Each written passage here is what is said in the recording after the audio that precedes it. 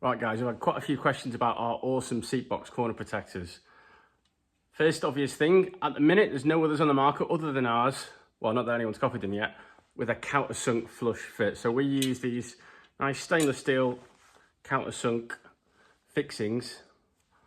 And the idea is we've actually worked out the tolerances between the thickness of our coating system and the countersunk to make sure this fits nice and flush for a nice sleek fit. The other benefit of this is when the door is shut, there's no button head or screw head that's going to mark the door, and especially if you've got like a leather door card or something, then that's really going to stand out. But unbranded. Now I do love our brand, obviously I'm going to support our brand, that's my job. But if we'd have cut ORE in it, as you're getting in and out with your muddy boots, what's going to happen is the mud's going to sit in the cutout and collect there, and then once it's there, it's going to be a nightmare to get that mud out of that slot, so we don't do that. Also, we've welded ours on the inside face and folded it evenly. I'm telling our competitors how to do this now. So the idea being there's no gaps around the edge, because some on the market have a fold down here, and as you can see there's a very fine gap. One, powder coating doesn't like to sit in gaps like that. We know this, we're experts on powder coating. And two, mud will get stuck in there. The same reason I've just said, that's why we've got our logo cut into it. Other key points, the seat box is angled over exaggerated that way and obviously this way.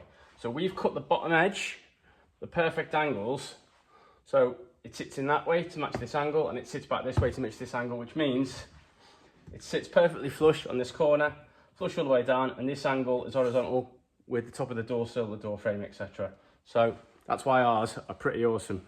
I almost forgot to mention, guys, the usual ORE bag of bolts, usual ORE standards. We've even assembled the fixings for you, everything on it, so you know exactly what goes where. So in terms of installation, it's really simple.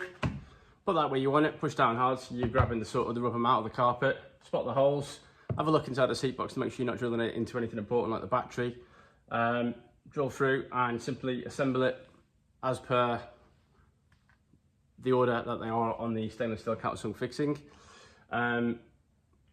If you've got a rivet gun, that'd be much easier. We know not everyone's got a rivet gun, so hence we provided fixings with nuts and washers and little spring washers. On the driver's side, on the UK vehicles, there is a flat tray that usually the ECU on the later vehicles sits on. That's a bit of a nightmare to get to. What we've done instead is, rather than try to fiddle around where you can't see, to try and get a socket or a spanner onto the bolt that's in a really difficult place, we supply 2 stainless steel wing nuts for that side. So the idea was you can feel with your hand, get it on the end of the bolt and tighten it with an Allen key from the outside. So there you go. These are onto the market at the minute with the countersunk fixing. So wonder who the first is going to be to copy that idea.